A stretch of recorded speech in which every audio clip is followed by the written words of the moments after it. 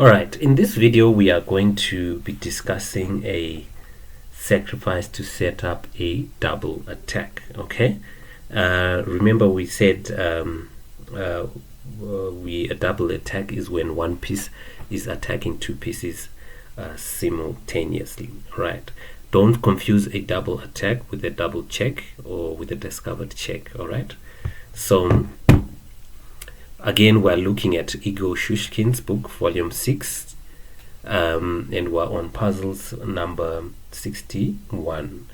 I want to quickly say that from puzzles number 61 to from puzzle number 55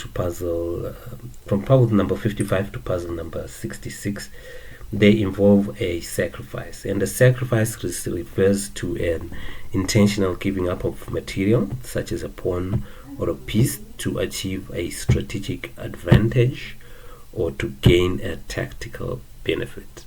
So in this game here, we are going to be sacrificing material to gain a tactical advantage. Okay, we're going to be sacrificing our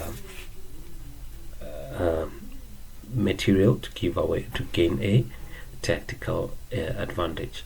So first thing that you should know is a double attack is when one piece is attacking two pieces at the same time. All right, and a sacrifice is when we're giving away material, or we're giving away a material in order to gain an advantage. Okay, so let's count our pieces. As always, we've got 4 pawns versus 3 pawns, and then we've got a rook and knight versus a queen. All right, so the position is almost equal. So black has got 12 points, and white also has 12 points. All right, so in terms of points, the position is equal. All right, but we want to find a tactical advantage that will allow us to win the game easily. All right, and first of all, we have to, this is where the concepts of visualization and creativity come into the world of chess. This is where your mind begins to really have stretch, where you really have to start thinking. Okay, so I want you to imagine if the king is sitting on e6 here, on c6, right, and the queen, imagine if the queen was sitting here on e6. All right, if the queen was here on this where the pawn is, and the king was here where it currently is, I would be able to push this pawn here. I would push this pawn and I would say check. That would be a double attack. That would be a double attack on the queen, which would be sitting here, and the king, which would be on c6. All right, and then here we have no choice but to capture the queen, the pawn, and then I'll then capture the queen using my pawn. Right, and then after that I'll remain with a knight versus a knight versus 2 pawns. All right, so how would we get the queen here? How would we get this queen here to sit on this square here? And the key to do that is we need a forcing move. We need a move that will force black to react in such a way that he puts his queen on that square, which is d6. And that move that we are going to use is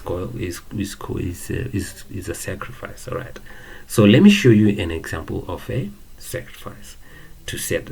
So here rook takes on e6. It's a check. All right, so here black is forced to capture. If black doesn't capture, he will lose his queen. All right, so black is forced to capture. Right. All right, so the first part of my plan is complete. Okay, I wanted the queen on e6, which is where it's now sitting, and I also wanted the king on c6, where it is currently sitting. All right, and my next move, I want to push this pawn here. I want to push it so that it comes to d5, giving check. When it gives check, it will be attacking the king and it will be attacking the queen at the same time. All right, let's see what I'm trying to say. So the first part of my plan is complete. I'm now going to the second plan part, which is check.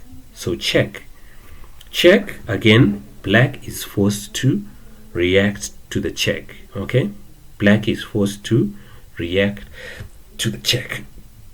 All right, so the best move here for black would be simply to capture the pawn, and then I capture the pawn, and then he captures as well. All right, so now we then look at the position. He's got 1, 2 pawns, and I've got 1, 2. So in terms of pawns, we're equal, but I've got an extra 3 points, or rather an extra piece. So I'm winning on points. Okay, I am winning on points. So that is an example of a sacrifice to set up a double attack. Okay, so first there comes the sacrifice. The sacrifice here in this case was the rook to e6. The rook to e6.